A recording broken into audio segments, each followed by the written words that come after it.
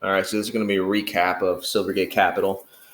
They just released their newest 10K for the fiscal year ended December 31st, 2020. In the time between when I did my first video on Silvergate Capital to now, the stock has gone up 10 times. I did my first video on the stock around here, give or take, and around between here and about here, give or take. And it has just exploded with growth since then. Its highest point being around $176, which is fantastic. This was a 10 bagger that I missed, and I missed it because I didn't understand crypto. Therefore, I didn't understand the future of the bank's operations. They are a Bitcoin bank. So the problem is you have to understand crypto as its own separate class of, I guess, currency. I'd hesitate to call it a currency because it doesn't share some of the same characteristics of other currencies, but I don't understand crypto. Therefore, I don't understand what the bank really wants to do and where it's going to go. So I didn't put any money in it. I skipped out on it, and it went up 10 times. So, oh well. There's other opportunities. We move on. It's a low float stock, 23.4 million. That's not much for a bank. That's not much at all, really, for a bank their size. Now, moving down, a lot of this stuff I already covered in the first video. So what I'm going to do is I'm going to link the other two videos I've done on Silvergate Capital in the description box, so you can catch up on your own time. I'm going to assume that you've watched those videos so I can move on with the discussion. This is just going to be a recap of where they've been in the past year.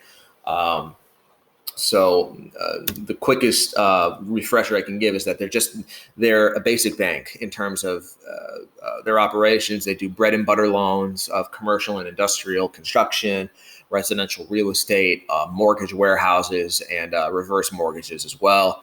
Their most popular thing, what I imagine to be the reason for why their stock prices climbed so much, is that they own their Silvergate exchange network, the proprietary virtually instantaneous payment network for participants in the digital currency industry, which serves as a platform for the development of additional products and services. This is where they get their Bitcoin bank phrase, or why I call them Bitcoin bank phrase. This is where I get it from. So one of the new things that they've done in January 2021, they did an offering of 4.6 million shares of Class A stock at $63 a share. It is trading at, as you saw earlier, a little under $140 odd. So this was an easy thing for the leadership of the bank to capitalize on. If you'll notice throughout this entire thing, throughout the entire craze of the markets and speculation mania, the executive leadership of GameStop did not do an offering. Express did not do an offering. I don't think Nokia did an offering. I may be wrong on Nokia. Let me know if I am. Silvergate, however, did an offering. They were smart. The gross proceeds for that offering were $287.5 million, and they capitalized on their opportunity, as they should. And shareholders should be glad that they have management that is opportunistic in this way. Now, the first thing I want to jump down to on page 5, this is the breakdown of their Silvergate exchange network. Here they mentioned they have digital currency exchanges, institutional investors, and other clients for their SEN customers. And it has just blown up from 2019, 1,246 deposits to a total of 5,039 deposits in 2020. And most of them are institutional investors in terms of the size of the deposits. Digital currency exchanges, massive as well. Small amount of customers.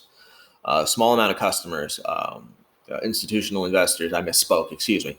Institutional investors are the largest amount of customers, but the smaller amount of deposits. Digital currency exchanges make up the most in terms of total deposit amount, from $527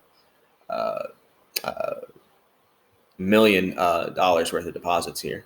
to 2.4 billion in digital currency exchanges deposits and 1.8 billion for institutional investors. Now, this blow up, I'm not surprised of, to be clear. Crypto's been gaining in popularity and everybody wants to get into the new thing. So Silvergate does that, and they position themselves very, very well. To be the only one to do this, they have the first mover advantage on this one. Here on page 6, they show the number of transactions in their exchange network from 46.06 million to $230 billion worth of transactions. They show here 401% increase in transactions between 2019 and 2020, and 314% increase in transaction from 2019 to 2020. The dollar volume of SEN transfers has grown massively, and it allows you to send money all the time. You're not constrained to the banks anymore. You're not constrained from the 9-to-5 schedule that the banks are in anymore. You can transfer money immediately, 24/7, 365. This is an absolutely incredible advantage. On top of the fact that they're I think one of the only banks that do crypto in this way. I know Goldman Sachs does it, and some other larger banks are picking it up as well, but not like the Silvergate Exchange Network. Their non-interest-bearing deposits on page 7, as a percentage of total deposits, increased from 21.7% of total deposits to 97.8% of total deposits. So they take those crypto deposits and they just put it in their non-interest-bearing deposit section. They're not paying any interest on it at all, and they can make loans to their customers with those crypto deposits, which is absolutely fantastic business. That's very smart for them to do. Very smart. Their loan portfolio comp has blown up, mostly commercial real estate in the California and Arizona markets. I'm not too familiar with the health of those markets, so I will not speak to how quality that is, but I'll show you what the bank is showing on these on the 10K. Subtotal real estate makes up for 76.3% of their loan portfolio. After that, it's commercial and industrial. And mortgage warehousing makes up 13% of their total loan portfolio as well. Mostly real estate. This is nothing really new for a bank. This is bread and butter banking at its finest. Plain and simple, plain Jane. And if the bank didn't have crypto assets and crypto exchanges, that no one would bat an eye with these guys. No one would care. It's a boring old bank. Commercial real estate, initial fixed rate terms for 5 to 7 years. Require review of the principal owner's personal financial statements and so on and so forth. I imagine some of these things are going to get worse because of COVID and so on and so forth. So don't throw out and act as if Silvergate is unaffected by the greater macro headaches that banks had to go through in 2020 with their lenders, or their borrowers, getting shot in the foot by COVID and cash restraints and so on and so forth. This bank is still affected by the closures and quarantines going on in those states respectively. So don't be surprised at what I'll end up showing you later on with the health of their loan qualities. There is some deterioration going on. Nothing too dangerous, but you do need to know. In January 2020, they launched their SEN leverage lending product. And it's one of the company's core lending products now. Their SEN leverage product allows their customers to obtain dollar loans collateralized by Bitcoin. So now they're writing loans that have Bitcoin as the undergirding, which, you know what? I want to see how this goes. I really do want to see how that goes. But this is part of the problem of why I didn't jump into the stock in the first place. I don't know crypto. I don't know where it's going to go. I don't understand its public perception. I don't understand its appeal necessarily. Which means I don't understand the bank and what they want to do. So I'm not going to invest in something that I don't understand, especially in these manic markets. So threw it out at my risk, and it went up 10 times. So there's a cost to that. Now, they mentioned here their product enables them to borrow their digital currency customers to borrow dollars directly from the bank to purchase Bitcoin, using Bitcoin as the collateral for these loans. They refer to it as SEN leverage direct lending. The exchange client holds the borrower's Bitcoin, and the bank uses the exchange network to fund the loan directly to the borrower's account at the exchange. They're just the middleman. That's nothing new. That's what banks are, middlemen. In addition to providing direct lending, they also provide loans collateralized with Bitcoin to certain third-party digital currency industry lenders for loans to their customers, which they refer to as SEN leverage indirect lending. The indirect lender uses Bitcoin to collateralize its loan with the bank, and the funding of the loan and liquidation of the collateral may or may not occur via the SEN. It is, and they mention rightfully so, I believe, it's unique in the digital currency industry, creating deeper relationships with their clients and so on and so forth. Definitely very unique in what they do. I'll give you that. And they use a custodian to custody the Bitcoin collateral and a separate digital currency service to monitor Bitcoin collateral coverage ratios. At no time does the bank directly hold the pledged digital currency. They don't have any of it, at least for what they're doing with their SEN leverage products. The bank sets collateral coverage ratios at levels intended to yield collateral liquidation proceeds in excess of the borrower's loan amount. This is dense jargon, I swear to God. But the borrower remains obligated for the payment of any deficiency, notwithstanding any change in the condition of the exchange, financial or otherwise. Okay.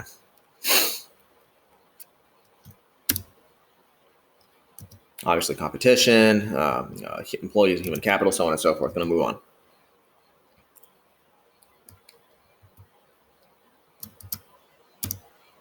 Capital adequacy guidelines. They are very, very well capitalized. I'll show you later. I'm going to jump down to page 24. Several large depositor relationships. Their largest 10 largest depositors accounted for $2.5 billion in deposits, 47.5% of their total deposits. Deposits from digital currency exchanges were 47.2% of their overall deposits and are held by 76 exchanges. So it's very, very concentrated, which I don't like to see in a bank. I don't want them to be so reliant on just a few people, but this is the nature of what they do. Bitcoin is a bit of an exclusive thing in and of itself for people to get into. Now, they've increased their non-interest bearing deposits again to 97.8% of their total deposit base. That's very, very solid. I'm going to jump down to page 28.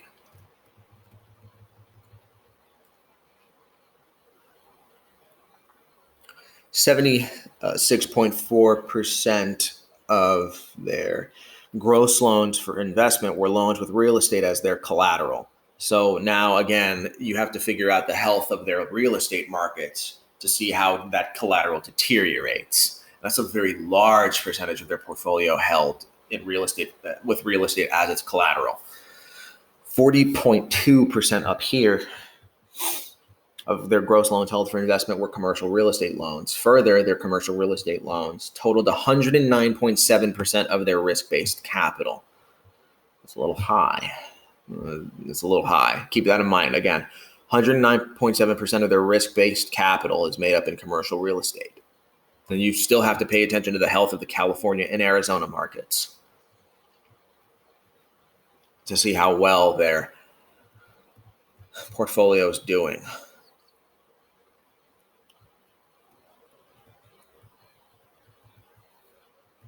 I'm going to jump down to page 32.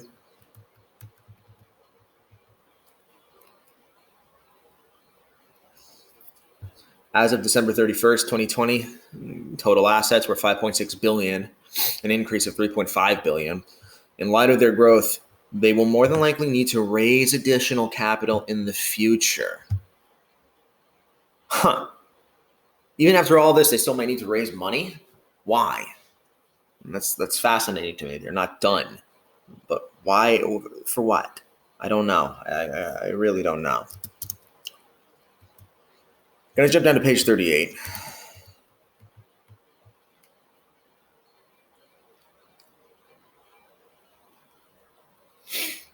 And I'll show you just some of the basic metrics here. From 2019 to 2020, net income rose 4.79%. Their efficiency ratio, what you need to know for a bank, it's not that great. It's a little high. You want it to be under 50%. And it's not that stellar, quite honestly. Now you can see here, up here, return on average equity, it's been falling now below 10%. Not that fantastic. And the problem is that I think that's going to keep happening because their rapid growth is going to skew the financial metrics of what they're doing. So don't just look at ratios as, the reason why not to invest in a bank. You have to know why these are dropping. They're growing very quickly. So obviously, I think that's going to skew some of these metrics like ROAE and ROAA, these two respectively. The efficiency ratio, however, that rising, I'd like to see this drop a little bit, a good bit, at least to 55% to show me, hey, the bank is well aware of what's going on. And they're reining in their expenses and so on and so forth. They only have one branch still. They're one branch in La Jolla, California. So I don't know how much. I actually don't know how much it costs to run a Bitcoin bank, quite honestly. So maybe that's the best that they can get it. I don't know. I really don't know. Now I will show you here. Non-performing assets dropped. You can see TDRs dropped and non-performing loans dropped in 2020. That's very good considering how bad 2020 was for most borrowers. That's very, very good. Non-performing assets as a percentage of loans dropped. Non-performing loans as a percentage of total loans dropped. Non-performing assets as a percentage of loans and other real estate owned. There's no Oreo here. They don't own any other real estate. They didn't foreclose on anybody. There is no other real estate owned for them this year. So dropped. Net charge-offs to average loans dropped. Allowance for loan losses dropped. Allowance for loan losses to non-performing loans went up reasonably because in 2020 they had to take no chances. They still had to put money aside because they saw that, COVID was going to probably ruin a lot of people in terms of their borrowers. So they packed money away, and you see it here. They've set more money aside for 2020, and I'm not surprised that this went up. I will say what did fascinate me about this was equity to assets plummeted from 10.86% to 5.27%. Now, their tier one capital ratios, very, very high for a bank, very high. As you can see here, well over 20-odd%. Anything over 11% is very, very high. And this is no exception. Now, I'm not surprised that it's this high because of the risky lending that they're doing and using Bitcoin in their asset base. I'm not surprised about that. So, yeah, I would imagine that they need more cash due to crypto being volatile. And them having to be prepared for that. So this might be reasonable for them to have, dealing with the nature of what they want to do. Now, I'm going to keep dropping down. I'm going to drop down to page 46.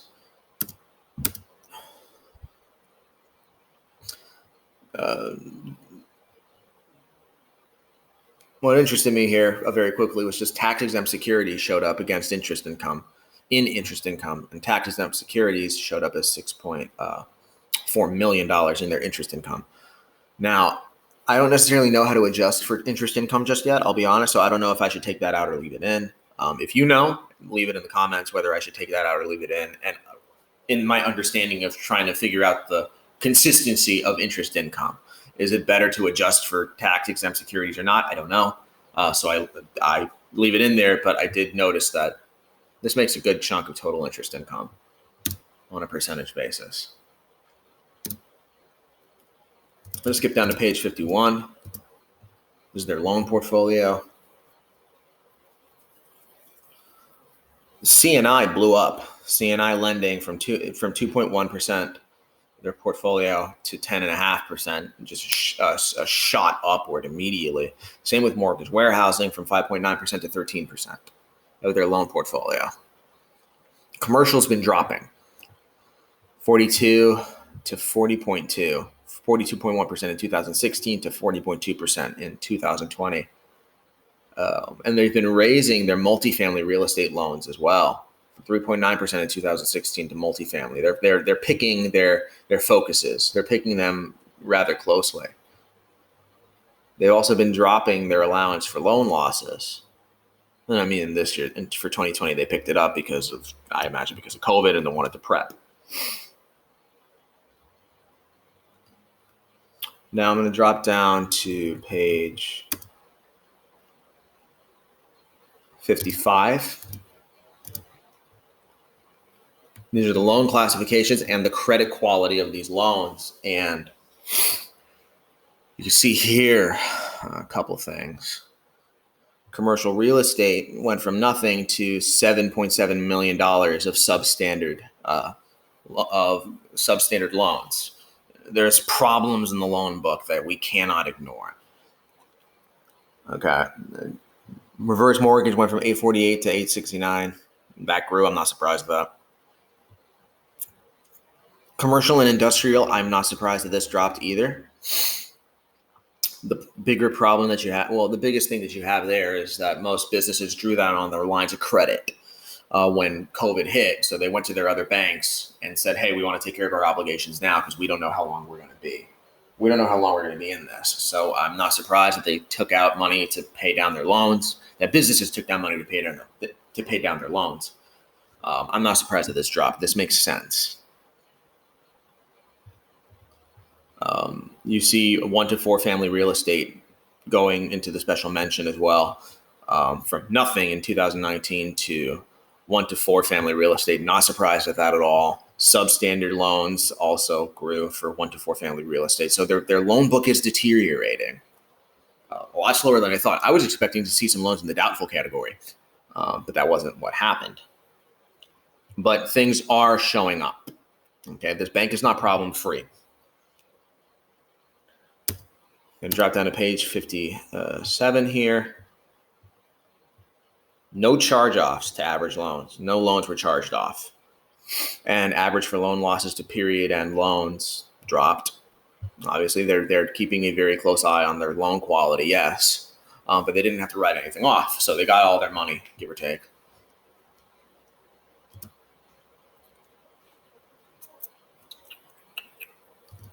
Drop down to page 62.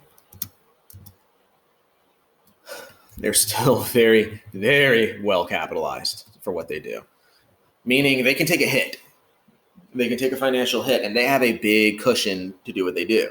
Now, again, I don't know how much of a capital buffer they need to do Bitcoin-based lending and crypto-based things. I don't know what the right number would be.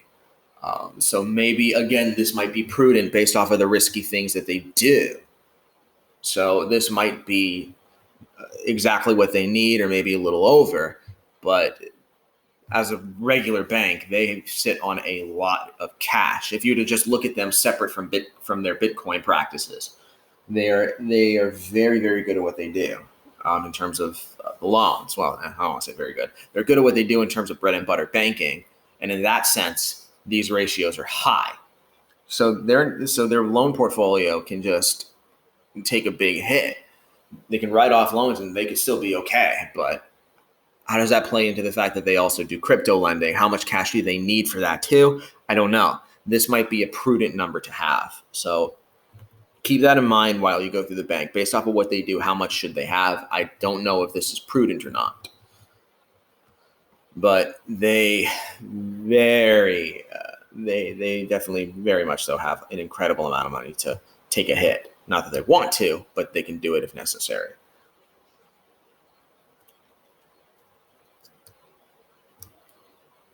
I'm going to jump down to page 86. Crow is still their auditor. They haven't switched auditors.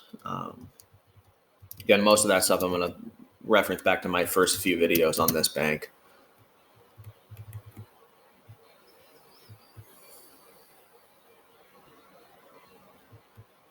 Mentioning right here, page 86, most of their loans are focused in California and Arizona. 68.8% of their loans are in California real estate. 5.9% are in Arizona. No other state greater than 5%.